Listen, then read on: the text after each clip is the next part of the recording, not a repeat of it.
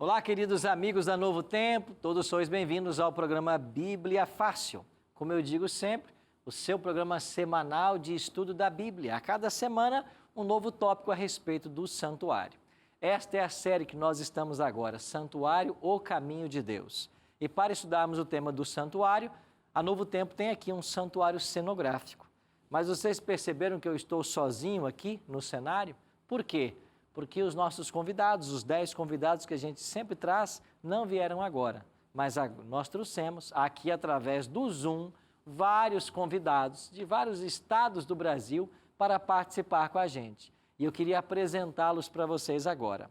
Estamos recebendo aqui hoje a Ariana Ohana, lá de Belo Horizonte. Vai dando um tchauzinho aí, quando eu for mencionando o nome. A Ariana dá um tchauzinho para a gente. Está conosco também a Ana Márcia, lá de Nova Iguaçu, no Rio de Janeiro. A Camila Brás, do Rio das Ostras, também do Rio de Janeiro.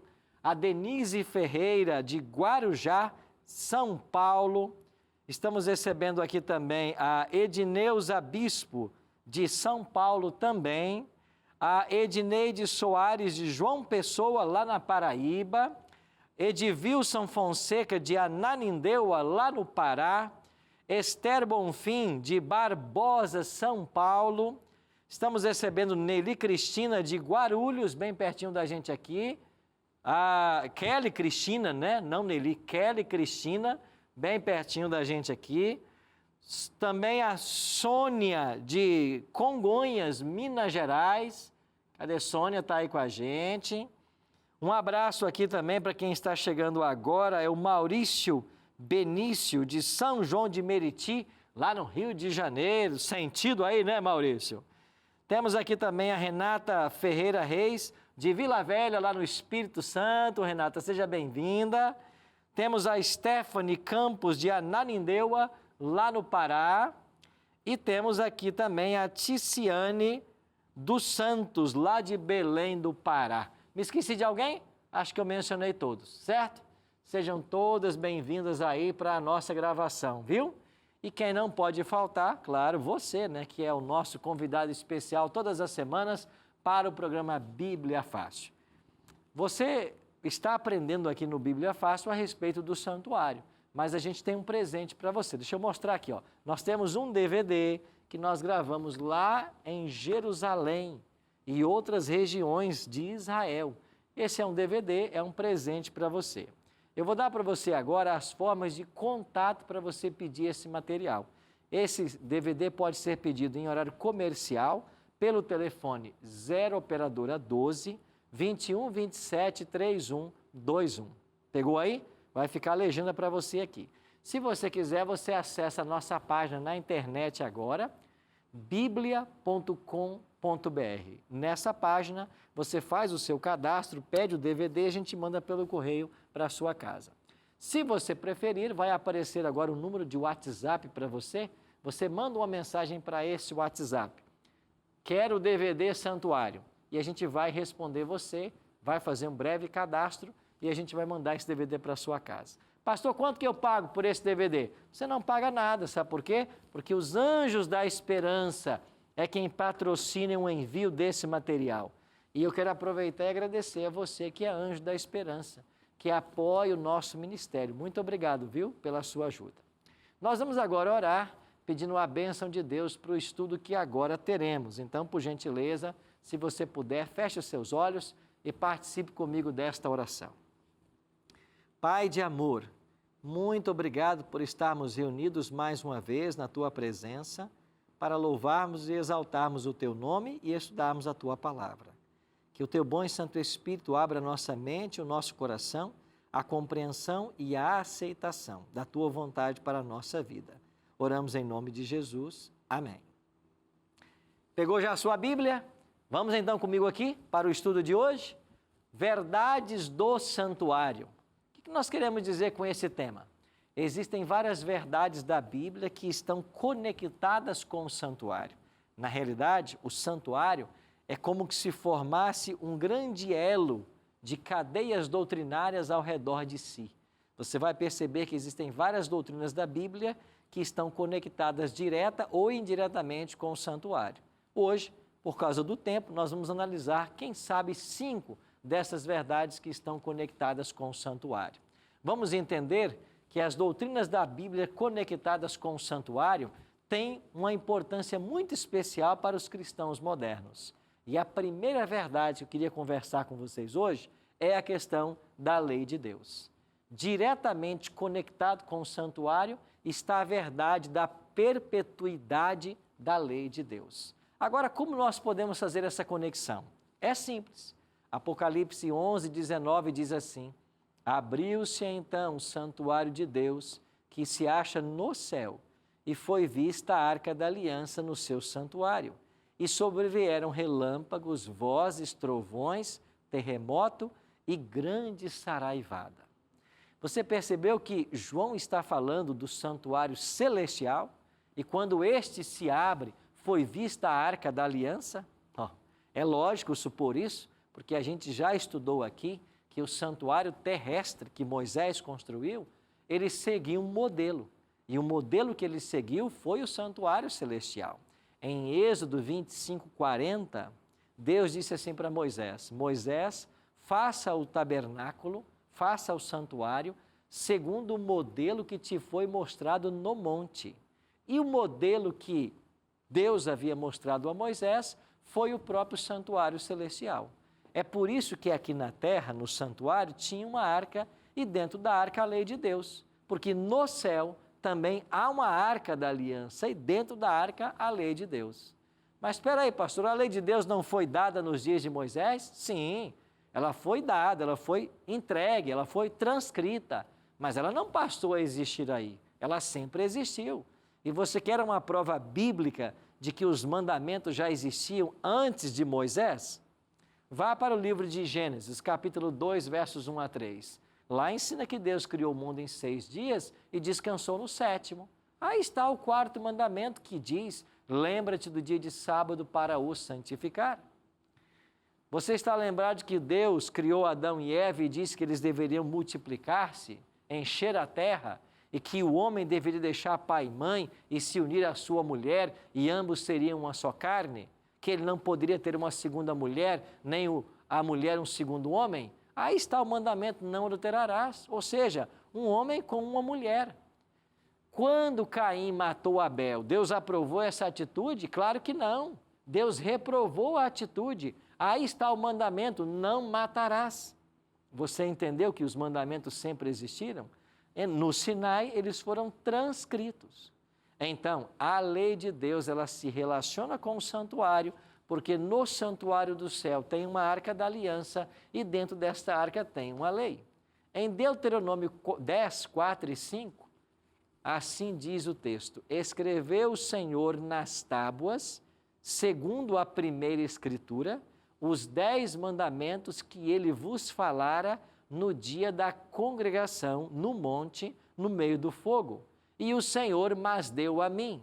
Virei-me e desci do monte e pus as tábuas na arca que eu fizera, e ali estão, como o Senhor me ordenou.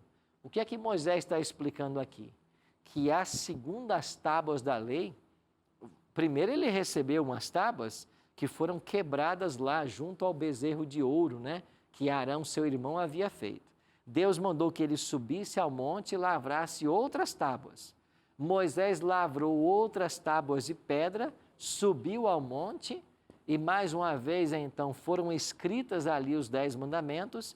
E quando Moisés desce do monte, ele está dizendo aqui em Deuteronômio 10 que ele colocou as tábuas dentro da arca. Ou seja, ele está seguindo rigidamente a orientação de Deus, ele está seguindo ao pé da letra a orientação de Deus no procedimento com a lei. Agora, se Deus mandou construir uma arca aqui na terra e depois João vê uma arca lá nos céus, é porque lá no céu tem uma arca e dentro dessa arca tem uma lei, assim como aqui também tinha. Você está entendendo? Então, a primeira verdade que a gente consegue conectar da Bíblia com o tema do santuário é a questão da lei de Deus. Alguns estão anunciando por aí que Jesus aboliu a lei, mas isso é uma tremenda mentira, né? Jesus não aboliu a lei. Ele declarou em Mateus 5, 17 e 18, eu não vim para abrogar a lei, eu vim para cumprir. A lei é tão eterna quanto o próprio Deus, porque a lei é uma expressão do seu caráter. A lei é o fundamento do governo de Deus. Aqui em Êxodo 20, versículo 8, nós lemos: lembra-te do dia de sábado para o santificar. Este é o quarto mandamento da lei de Deus. E você percebe de que esse mandamento hoje está sendo fortemente atacado? Muitas pessoas ficam na dúvida se devem ou não guardar o sábado. Mas em Tiago 2,10 é dito que a lei de Deus é como uma corrente de 10 elos. Lá diz assim: qualquer que guardar toda a lei, mas quebrar um só ponto, se torna culpado de todos. Ou seja, nós temos que guardar toda a lei, todos os 10 mandamentos. Eu tenho aqui a primeira participação pelo Zoom. Alguém vai nos perguntar, é a Stephanie. Ei, Stephanie, pode fazer sua pergunta, minha amiga. Tudo bem. Você está falando, então, que a lei já existia enquanto o casal estava no Éden. Legal, interessante. E eu posso considerar, então, que quando Jesus voltar, nós continuaremos guardando o sábado no céu? E se sim, e quanto aos outros mandamentos, já que não haverá mais pecado? Obrigado por sua pergunta, viu, minha amiga? Se você for aqui para o livro do profeta Isaías, você vai encontrar essa resposta sobre a questão da observância do sábado, mesmo no céu ou mesmo na nova terra. O profeta Isaías fala a respeito do estabelecimento do novo céu e da nova terra. E aqui você encontra em Isaías capítulo 66, no verso 23, aqui diz assim, vamos ler desde o verso 22. Porque como os novos céus e a nova terra que hei de fazer estarão diante de mim, diz o Senhor, assim há de estar a vossa posteridade e o vosso nome. Verso 23. E será que de uma lua nova a outra e de um sábado a outro virá toda a carne adorar perante mim, diz o Senhor. Então veja, na visão do profeta Isaías, mesmo na terra restaurada, isso é pós-milênio, a gente estudou sobre o milênio semana passada, mesmo após o milênio, quando essa terra for renovada, o sábado continuará sendo guardado, bem como também todos os outros mandamentos. Então estes mandamentos, eles formam a base do governo de Deus, por isso eles são eternos. Temos uma outra pergunta agora, Márcia, pois não, Márcia, qual é a sua pergunta, amiga? Pastor, eu gostaria de saber a importância dos 3 itens que tem na Arca da Aliança, né? O maná, a vara de Arão, os 10 mandamentos a gente sabe. Se eu puder explicar essa parte. Posso sim, minha amiga. Obrigado, viu, por sua pergunta. A Arca da Aliança foi construída para receber a lei de Deus e ela foi colocada aí, assim que Deus deu a Moisés a lei no Monte Sinai. Durante um tempo, também esteve na arca a vara ou bordão de Arão que floresceu e um pote com um pouco de maná, aquele pão que Deus mandava para o povo de Israel todos os dias enquanto eles caminhavam pelo deserto. Cada uma dessas coisas tinha um simbolismo, né? E por um tempo elas estiveram ali. Então, você teve por um tempo só a lei de Deus dentro da arca, e depois, por um tempo, também o bordão de Arão que floresceu e também um pote com um pouquinho de maná que caía do céu.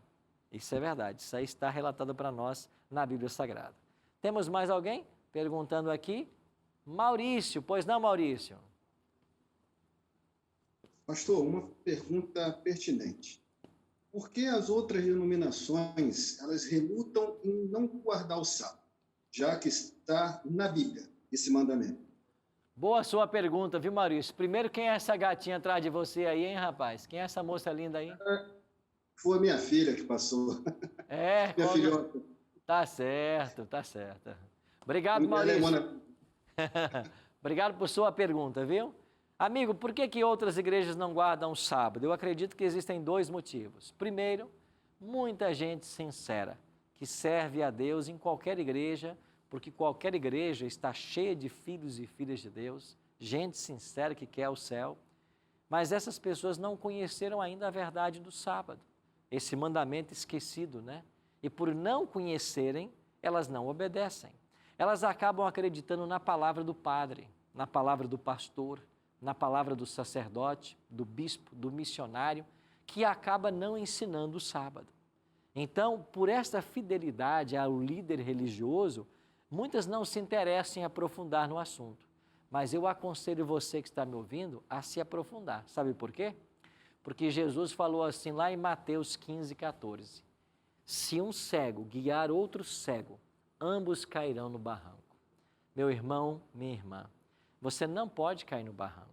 Você não pode ser guiado por um cego, por alguém que não conhece da Bíblia, por alguém que não lê a Bíblia. E por que eu digo que não conhece? Porque eu mostro para você mais de 100 textos na Bíblia falando sobre o sábado e sobre a santidade dele. Agora não tem nenhum texto da Bíblia falando que o domingo, o primeiro dia da semana, é o dia santo. Mas ainda assim, a maioria dos cristãos guarda o domingo. Então, primeiro ponto, eu acho, Maurício, que tem muita gente sincera que não guarda porque não conhece. Mas eu sei que também tem gente que conhece, não guarda, simplesmente porque não aceita. Agora, a gente só está aqui para ensinar. O aceitar ou não a verdade da Bíblia, isso é com você, porque ninguém pode forçar você a nada. Mas eu estou aqui para dizer para você de que Tiago 2,10 ensina que qualquer que guarda toda a lei, mas tropeça num só ponto, se torna culpado de todos. Então, se não guarda o sábado, não adianta guardar nenhum deles. Se não honra pai e mãe, também não adianta guardar sábado. Então, todos os mandamentos estão integrados. Um dos fundadores da Igreja Adventista, Uriah Smith, ele escreveu algo muito interessante.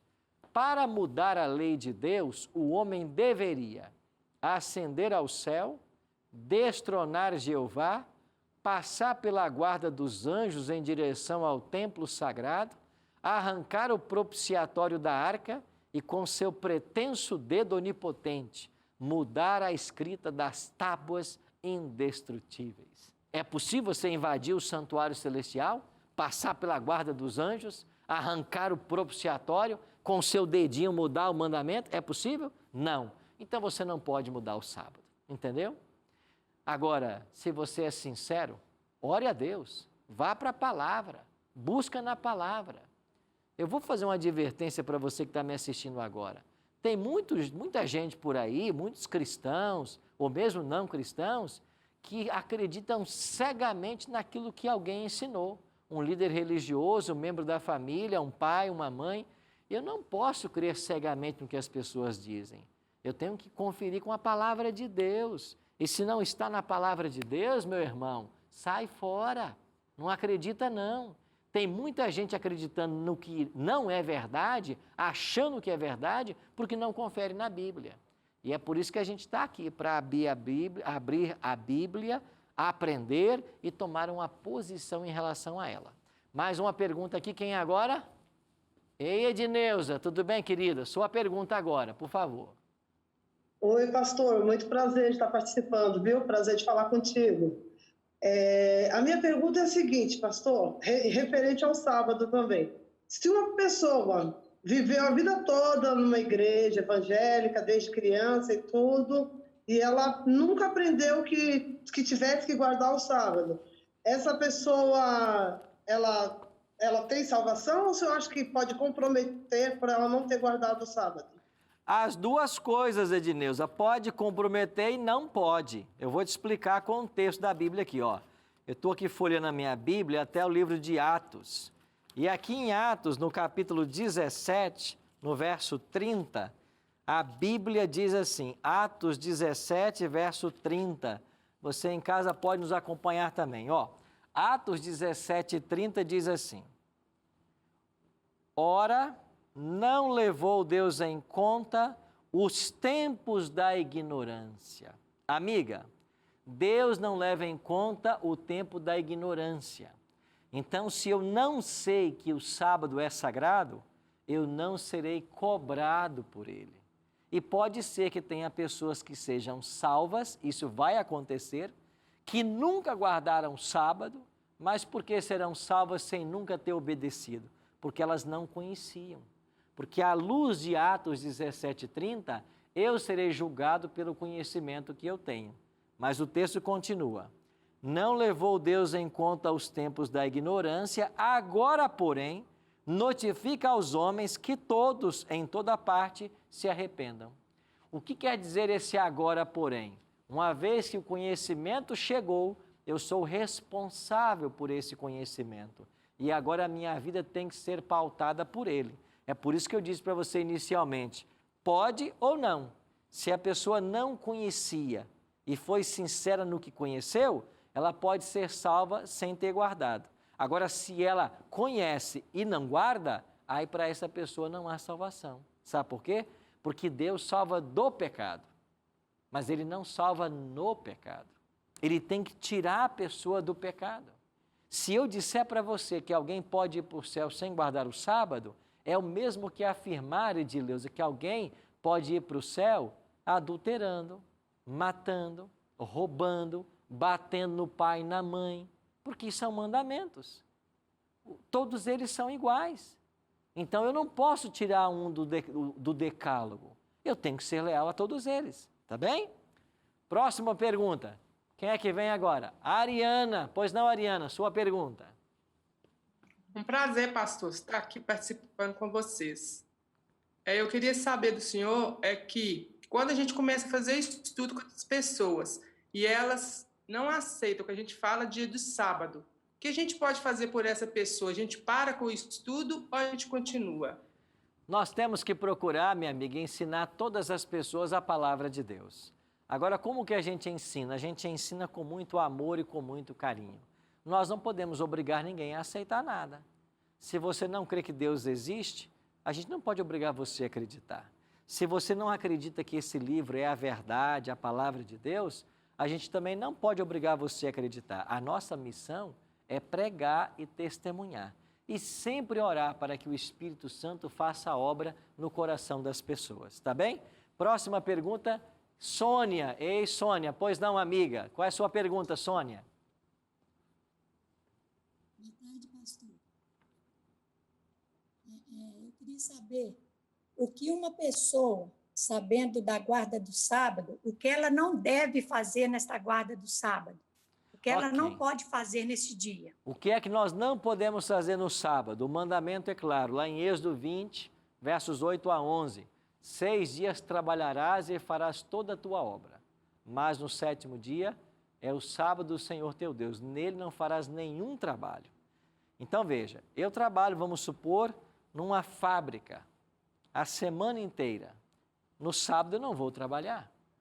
Eu trabalho na oficina mecânica a semana inteira. No sábado eu não vou trabalhar.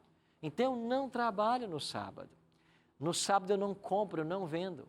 Eu não vou fazer compras em supermercado. Eu não vendo nada no sábado. O sábado, então, não é um dia para atividades comerciais, não é um dia para trabalho. É um dia, basicamente, para você se dedicar a Deus, ao culto na igreja, à família e em bem do próximo. Como que eu posso usar o sábado para beneficiar o próximo? Eu posso ir visitar um asilo, visitar um hospital, atender pessoas em necessidades, fazer o bem, porque Jesus mesmo foi e declarou, o sábado é um dia lícito de se fazer o bem. É assim que a gente vive o espírito do sábado, tá bem? Mas eu queria avançar com vocês aqui para uma segunda doutrina que está conectada com o santuário. É o ministério celestial de Cristo. No cerimonial do santuário terrestre, o sacerdote atuava diariamente e o sumo sacerdote uma vez por ano. Eles prefiguravam o ministério que Jesus deveria desenvolver no santuário celestial, também como sacerdote e sumo sacerdote. Então, a segunda verdade da Bíblia, que está conectada com o santuário, é o ministério bifásico de Cristo lá no santuário. Vamos ver os versos da Bíblia que provam isso? Hebreus 9, 24. Porque Cristo não entrou em santuário feito por mãos, figura do verdadeiro, porém no mesmo céu, para comparecer agora por nós diante de Deus. Está dizendo que Jesus entrou num santuário, não feito por mãos humanas, mas um santuário celestial. Agora, João, em Apocalipse capítulo 1, versos 12 e 13, viu Jesus caminhando entre ou no meio dos candeeiros. Lembra que no compartimento santo havia um candeeiro com 7 lâmpadas? Agora João vê Jesus entre os candeeiros do santuário celestial. Ou seja, nessa visão de João, que é o livro do Apocalipse, perto do final do primeiro século, aproximadamente o ano 100, nós temos Cristo no compartimento santo. E o que ele fazia aí? Ofício sacerdotal. Entendeu? Ele foi assunto aos céus e começou a atuar como sacerdote. Agora acompanha comigo com outro texto, Hebreus 4,16. Acheguemo-nos, portanto, confiadamente junto ao trono da graça, a fim de recebermos misericórdia e acharmos graça para socorro em ocasião oportuna. Ou seja, eu acho graça junto a Jesus Cristo, que está lá no santuário, e agora, junto ao trono, eu estou falando agora do local santíssimo, porque a Arca da Aliança era um símbolo do trono de Deus, porque aí Deus manifestava sua presença, tá bem? Terceira doutrina conectada com o santuário, a segunda vinda de Cristo. No cerimonial típico, quando o sumo sacerdote concluía todo o ritual do dia da expiação, ele saía e abençoava o povo, declarando que todos os pecados cometidos naquele ano estavam perdoados. De igual forma, quando Jesus concluir seu ministério sumo sacerdotal, lá no Santíssimo do Santuário Celestial, ele vai abençoar o seu povo voltando à terra. Ele vai vestir vestes de vingança, como diz Isaías 59:17. Ele virá numa grande nuvem branca para fazer o quê? Para buscar os salvos. Então, Cristo volta para buscar os salvos, assim como o sumo sacerdote abençoava o povo após o dia da expiação. Se o dia da expiação representa o juízo para nós, então o dia da expiação em Israel, que era o 10º dia do 7º mês, ele aponta para o grande dia escatológico da expiação, que começou lá no dia 22 de outubro de 1844 e vai se estender até o momento que Jesus terminar sua obra no Santíssimo do Santuário Celestial. Você está vendo quantas verdades da Bíblia estão linkadas com o santuário? Nós vamos para um rápido intervalo, já temos mais perguntas e mais 2 doutrinas conectadas com o santuário. Daqui a pouquinho a gente está de volta.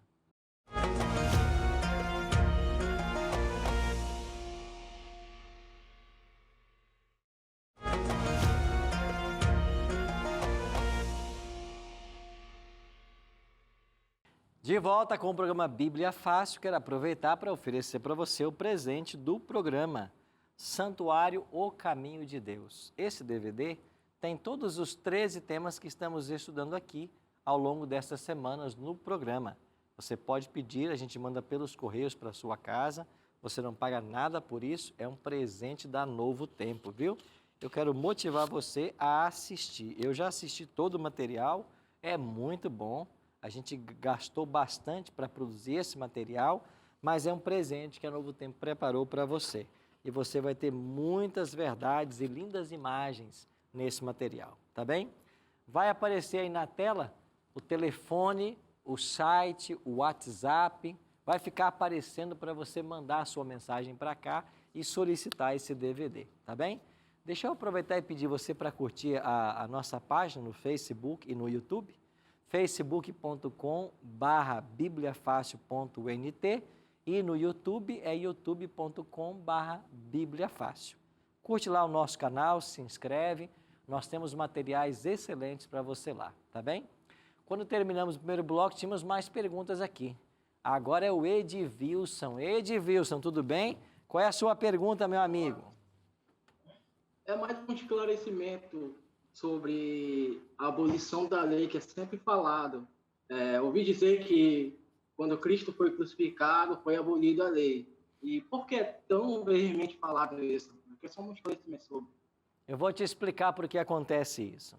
Muitos hoje, para contrariar alguns mandamentos que a lei de Deus ensina, dizem assim, a lei de Deus foi abolida na cruz. Espera aí, isso não faz o menor sentido. A lei de Deus foi abolida na cruz? Quer dizer, então, que depois da cruz eu posso matar, roubar, adulterar? Não, não pode. Então, não foi abolida. O sábado foi abolido na cruz. Mas espera aí, O sábado foi abolido na cruz? Como é que eu posso tirar o sábado dos 10 mandamentos e dizer que ele foi abolido? Com base em que texto eu falo isso? E outra, o maior teólogo do Novo Testamento que nós temos, quem mais escreveu, é o apóstolo Paulo. E se você ler a sua Bíblia, você vai descobrir que o apóstolo Paulo, ele também guardava o sábado. Leia lá em Atos 16, 13, 17, 2, 18, 4. Paulo guardava o sábado. Não existe essa história. A questão toda é que as pessoas confundem. Você se lembra da lei cerimonial, que envolvia aqui o santuário, onde as pessoas traziam animais e ofertas para perdão dos seus pecados? Esta lei cerimonial teve o seu cumprimento em Cristo e finalmente na cruz. E você está lembrado que, de acordo com o Evangelho de Mateus, capítulo 27, versos 50, 51, no exato momento que Cristo morre, o véu que separava o santo do santíssimo rasgou-se de alto a baixo? Por que o véu rasgou no momento da morte de Jesus? É porque a partir daquele momento, todo o santuário terrestre, o templo, perdeu o seu sentido. Não haveria mais a necessidade de matar animais, porque o Cordeiro de Deus morrera no Calvário. Não havia mais a necessidade de mediação sacerdotal, porque agora nós teríamos um sacerdote no santuário celestial. Então, a lei que se cumpriu na cruz foi a lei cerimonial de sacrifícios. Isso nada tem a ver com a lei moral. Mas, infelizmente, até líderes religiosos usam desse argumento, confundem as leis para atacar este ou aquele mandamento. Mas lembre-se bem, a lei de Deus é a base, o fundamento do seu governo, será a norma do juízo, é tão eterna quanto o próprio Deus, e ainda no céu e na nova terra, nós continuaremos observando essa lei. Tá bem? Próxima pergunta agora é o Maurício. Pois não, Maurício? Pastor, na verdade, me permita uma constatação, até um elogio, né? Eu fui pastor batista, congreguei na Igreja Batista há 25 anos, né? Então, posso afirmar que eu nunca vi com tanta maravilha uma doutrina tão bem explicada como um santuário, né? Posso falar, né, porque nunca me ensinaram isso, né? Fiz seminário, 6 anos, 7 anos eu fui consagrado ao pastoreio, e posso falar que muito feliz em participar, porque eu nunca vi e nem me ensinaram sobre essa doutrina. Eu pude perceber que quanto é importante isso, nós sabermos para o nosso aprendizado cristão. E devido a essas doutrinas que eu tenho acompanhado, eu e minha família, nós saímos da Igreja Batista, estamos indo congregar na Igreja Adventista. Amigo. Porque entendemos por essa verdade que está sendo falada e a gente entendeu, né, sobre essa doutrina que tão importante é na nossa vida. Eu fico muito feliz por de participar e ter esse privilégio de hoje estar entendendo essa doutrina. Fico muito feliz com isso, pastor. Maurício. Muito obrigado até pelo convite. Maurício, muito obrigado, viu? Muito obrigado pelo seu testemunho. O seu testemunho ele é poderoso, né? Porque as palavras, elas são ensinadas, mas é o Espírito quem opera no coração. E eu queria me dirigir agora aos membros da Igreja Batista, a quem ele pastoreou, me parece, por 25 anos, né, que ele acabou de mencionar. Então, veja, a Igreja Batista está repleta de gente sincera. Em todas as igrejas tem filhos e filhas sinceras de Deus. Agora, existem verdades na Bíblia que devem ser estudadas. E o pastor Maurício, conheceu algumas dessas verdades. Eu não conheço Maurício, é a primeira vez que eu estou vendo a ele, mas que lindo testemunho. Obrigado, viu, Maurício, pelo seu testemunho. Eu espero que com esse testemunho, você que ainda não santifica o sábado, busque conhecer mais desse assunto, investigue mais a palavra de Deus. Não acredite simplesmente no que um líder religioso ensina. Vá para a Bíblia, porque a palavra de Deus não nos deixa em dúvidas. Nós temos mais perguntas. Quem vem agora aí? Denise. Ei, Denise, qual é a sua pergunta, minha amiga? Oi, pastor. É mais uma dúvida mesmo, tá? Sobre o segundo livro de Samuel, no capítulo 6, versículo 14, onde ele menciona, né, na Bíblia, que ele, na verdade, ele veste a estola sacerdotal, Davi veste a estola sacerdotal, e eu queria saber se era lícito ele usar naquela época, na época que ele usou, né, e se ele não cometeu nenhum pecado usando, né, a estola sacerdotal. Você vai ter... Para trazer a arca. Ok. Ele trouxe a arca até a cidade de Davi. Você está lembrado que Davi tinha um grande sonho de construir uma casa para Deus, né? Davi tinha esse sonho no seu coração. E aí ele desejou e perguntou ao profeta se ele poderia. O profeta disse, tá, vai lá e construa, né? Aí quando o profeta foi embora, Deus falou assim, escuta aqui, quem disse para você falar para Davi para ele construir? Aí o profeta teve que voltar lá e se retratar, né? Deus falou assim, olha, Davi, você é um homem muito violento, né? Mas eu vou dar a você o privilégio de juntar os recursos, mas é seu filho quem vai construir o templo. E de fato foi Salomão quem construiu o templo, mas todos os recursos quem reuniu foi Davi. E Davi tinha a intenção de que a arca viesse para Jerusalém, para esse templo, mas Davi vai ter essa atitude da êstola que ele usou, vai ter um momento também que ele entra dentro do santo e come os pães da proposição. Então, há algumas coisas que não estavam de acordo com as leis levíticas. E a Davi, por circunstâncias, acabou quebrando algumas dessas leis, como comer esses pães da proposição e usar também esta êstola que não lhe era permitido usar. Tá bem? Vamos à próxima pergunta. Agora é da Márcia. Ei, Márcia. Pois não, amiga? Pastor, é verdade que quando o sumo sacerdote entrava no Santíssimo, acho que uma vez ao ano, se ele tivesse com algum pecado, né, guardado, só ele sabia, ele era fulminado e era morto por Deus lá dentro, no Santíssimo? Sim, isso é verdade. A orientação era que o sumo sacerdote tinha que fazer uma purificação pelo pecado dele. Tanto é que no dia da expiação, antes dele começar o ritual com os 2 bodes, ele tinha que matar um carneiro para ele e para a família dele. Então ele tinha que estar purificado antes de entrar para fazer a expiação ou a purificação do santuário. Mas nós não temos nenhum relato de um sumo sacerdote que foi fulminado no Santíssimo por causa de algum pecado que ele havia cometido. Tá bem? Temos mais perguntas? Quem é agora? Stephanie. Ei, Stephanie. Pois não, amiga?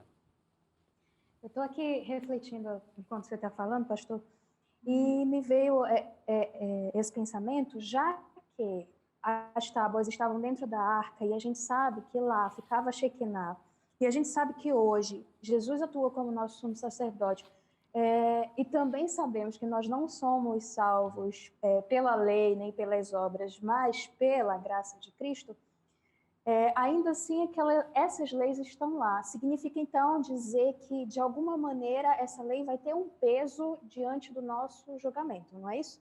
Tem. E qual é o peso desse julgamento? Nós somos salvos pela graça, mas seremos julgados pelas obras. É aí que entra a lei. Para mim saber se é boa obra ou não, para mim saber se é má obra ou fruto do Espírito, eu tenho que ter um parâmetro. E o parâmetro é a lei de Deus. Então a lei não salva, mas eu sou salvo para obedecer. Essa é a grande questão. Usando um adágio popular, o que a gente não pode fazer é colocar a carroça na frente dos bois. O que eu quero dizer com isso? Você não obedece para ser salvo. Você é salvo para obedecer. Então a lei de Deus ela tem o seu lugar. A função dela não é salvar. A função dela é mostrar quem está em pecado. É por isso que Paulo vai dizer que a lei nos serviu de aio para nos levar, para nos conduzir a Cristo. Aio era aquele servo humilde da casa que tinha a obrigação de levar as crianças até a escola, até a sinagoga e depois trazê-los para casa. Então era aquele servo que levava para que o mestre ensinasse. Então, Paulo diz que a lei tem essa função. A lei serve de aio. A lei mostra que você está em pecado e mostra para você a necessidade de Cristo. Mas quem perdoa, quem purifica, quem salva é Cristo. Tá bem? Vamos agora para a nossa quarta doutrina conectada com o santuário, a imortalidade condicional da alma. Olha o que diz a Bíblia Sagrada. Ezequiel 18:20 diz: a alma que pecar, essa morrerá. O filho não levará a iniquidade do pai, nem o pai a iniquidade do filho. A justiça do justo ficará sobre ele, e a perversidade do perverso cairá sobre este. Hoje existe por aí o ensino de que a alma é imortal. Nós poderemos ser imortais, mas não somos. A prova disso é esse texto. Se nós formos para 1 Coríntios 15, Paulo fala a respeito do momento em que nós receberemos a imortalidade. Olha o que Paulo diz: eis que vos digo um mistério, nem todos dormiremos, mas transformados seremos todos, num momento, num abrir e fechar de olhos, ao ressoar da última trombeta. A trombeta soará, os mortos ressuscitarão incorruptíveis e nós seremos transformados. Porque é necessário que esse corpo mortal se revista da incorruptibilidade, melhor, é necessário que esse corpo corruptível se revista da incorruptibilidade e que o corpo mortal se revista da imortalidade. Então, quando é que Deus nos dará a imortalidade? Apenas na volta de Jesus. Então, o ensino de que a alma é imortal é uma mentira. Na realidade, foi a filosofia, platônica, o dualismo platônico, que trouxe para o mundo ocidental a ideia de que nós temos o corpo e uma alma, que o corpo é mau por natureza e a alma é boa. E na morte, a alma se livra do corpo. Isso é dualismo platônico, filosofia grega. Isso não é Bíblia, não é teologia. Infelizmente, os brasileiros, principalmente, têm isso arraigado na sua mente, de que a gente tem uma alma. Mas coloca aí no seu coração, você não tem alma, você é uma alma. É isso que ensina o Gênesis. Vamos a uma pergunta que chegou agora pelo WhatsApp, deixa eu ver quem é que mandou aqui. É a Ingrid, ela diz assim: qual a diferença na Bíblia entre corpo, alma e espírito?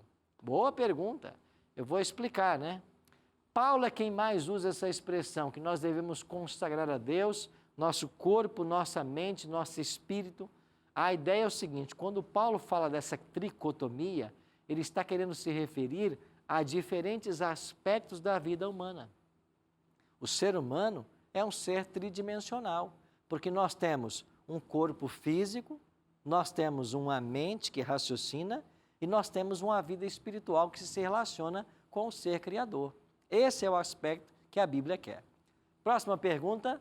Ei, Esther, qual é a sua pergunta, Esther? Pode fazer.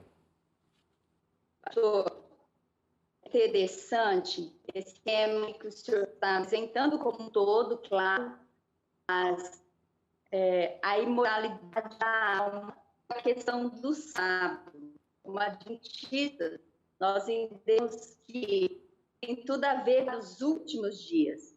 E é muito triste. Hoje de manhã eu estava em um velório.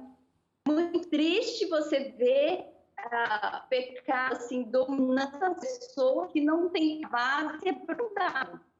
A pessoa morreu, ela está ali do lado, estou muito do lado, está ali do lado de Deus. É triste isso. Então, isso é o eco do Éden. É certo que não morrerá. Ok, está aí confirmando, a ideia de fato que nós somos mortais, que a alma é mortal.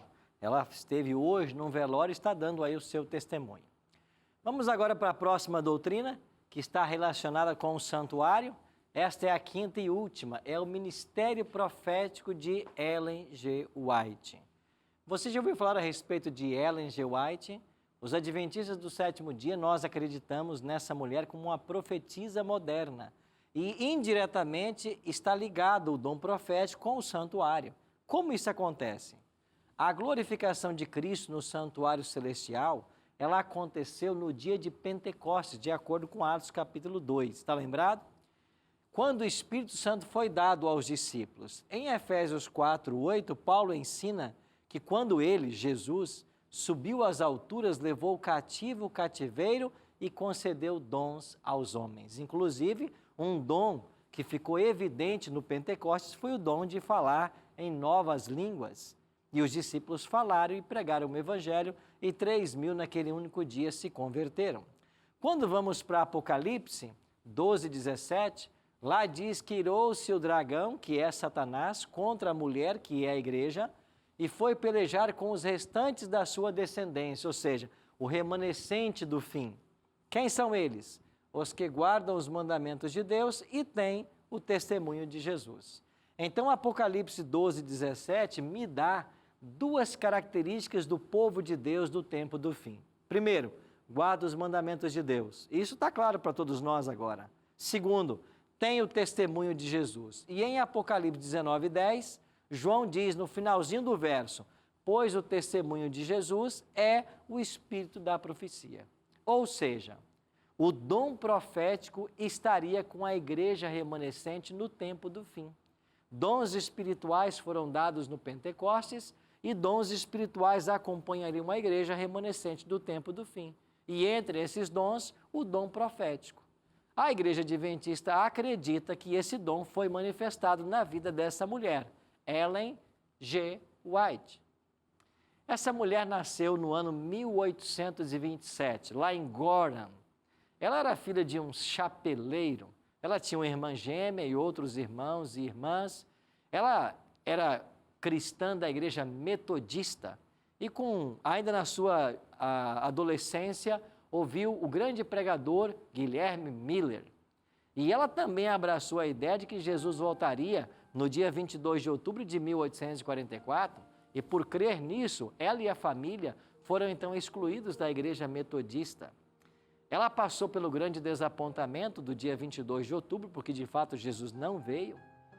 E passados 2 meses do desapontamento, Ellen, com 17 anos, estava na casa de uma amiga chamada Elizabeth Hines, e elas estavam no momento de oração, num culto matinal. E ali ela recebeu a sua primeira visão. Primeira de cerca de 2.000 visões e sonhos.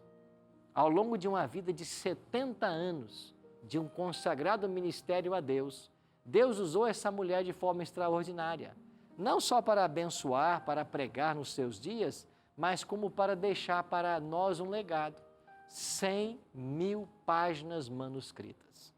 E se você for hoje para a internet, você vai encontrar todos os livros de Ellen G. White disponíveis para nós lermos, inclusive em português. Agora, por que a igreja adventista acredita que essa mulher é uma profetisa moderna? Porque ela falou coisas que só poderia falar um profeta de Deus.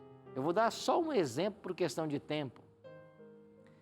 Na obra Testemunhos para a Igreja, no volume 5, na página 443, ela escreveu: os remédios de Deus são os simples agentes da natureza, que não sobrecarregarão nem enfraquecerão o organismo mediante suas fortes propriedades. E ela começa a enumerar: ar puro e água, asseio, regime adequado, pureza de vida e firme confiança em Deus. São remédios por cuja falta milhares de pessoas estão perecendo.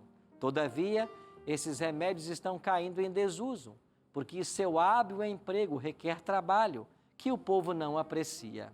Ar puro, exercício, água pura, morada limpa e aprazível acham-se ao alcance de todos, com apenas pouca despesa. Se nós sistematizarmos o que Ellen G. White ensinou, ela vai mostrar para nós que existem 8 remédios naturais que abençoam qualquer ser humano. São eles: água, ar puro, luz solar, repouso, alimentação equilibrada, exercício físico, temperança e confiança em Deus. Hoje, se você pegar os grandes tratados, as grandes orientações, os médicos, eles estão falando justamente sobre isso. Agora, o detalhe: quando é que Ellen G. White falou sobre esses 8 remédios naturais? 1885. Exatamente. Foi aí que ela escreveu sobre esses remédios naturais. Como pode alguém que viveu em tanto tempo no passado ter conhecimento dessas coisas? é porque Deus estava conduzindo um povo remanescente na direção do fim. Meus amigos, eu quero convidar você a estudar mais sobre esse assunto, a aprender mais a respeito das verdades derivadas do santuário, inclusive a questão de Ellen G. White.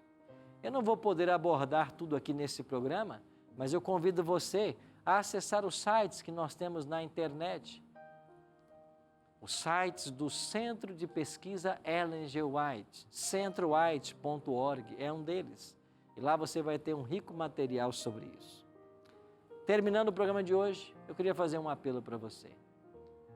Falamos sobre muitas coisas que talvez você não acredite, mas busque na Bíblia conhecer para saber se o que está sendo ensinado aqui é verdade ou não. E depois tome sua decisão. Pensa nisso enquanto Cíntia Nascimento louva a Deus agora.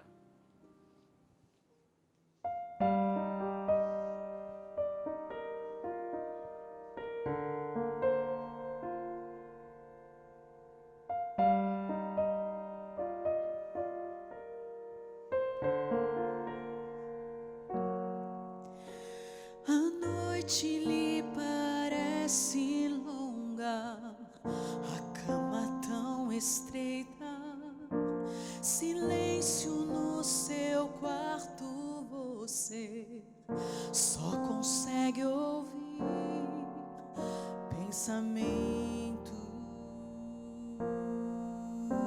seus sonhos, seus lamentos, construções tão egoístas não lhe permitem ver que Deus cuida de você.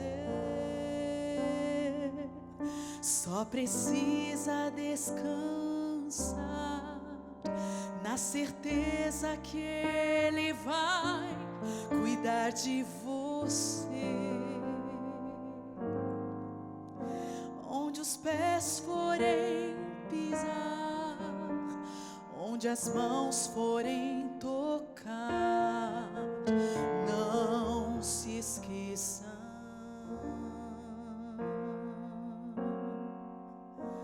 Deus cuida de você.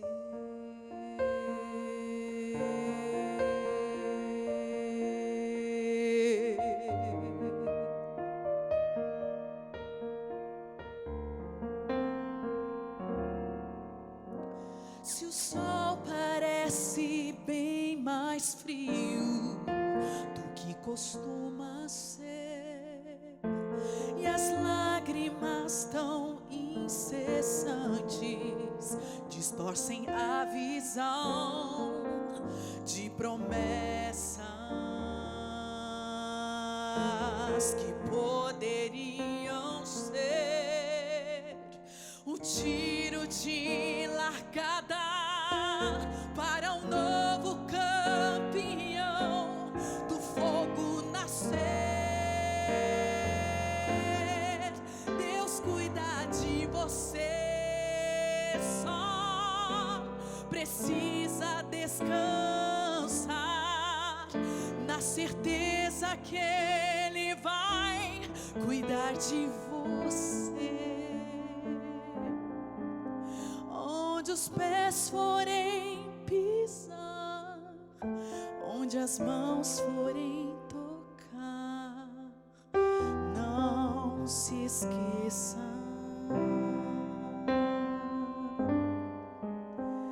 Deus cuida de você.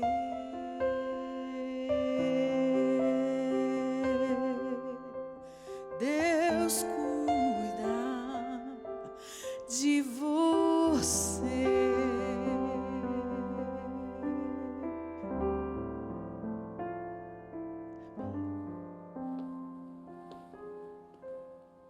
Amém. Obrigado, Cíntia. Deus cuida de você. Ele vai dirigir todas as coisas. Confia nele. E eu queria orar por isso hoje. Pai Santo, pode ser que hoje aprendemos muitas verdades que chocaram o nosso coração, diante do conhecimento que nós até então tínhamos, mas que o Teu Espírito nos prepare e nos ajude a compreendermos a Tua vontade e a vivê-la conforme o Teu querer. Oramos em nome de Jesus. Amém. Obrigado por ter participado com a gente. Obrigado a você que separou esse tempo para estar com a gente aqui ao longo dessa hora. Que Deus abençoe todos vocês grandemente. E a gente volta na semana que vem com outro grupo de amigos aqui, no Bíblia Fácil Santuário. Eu espero você.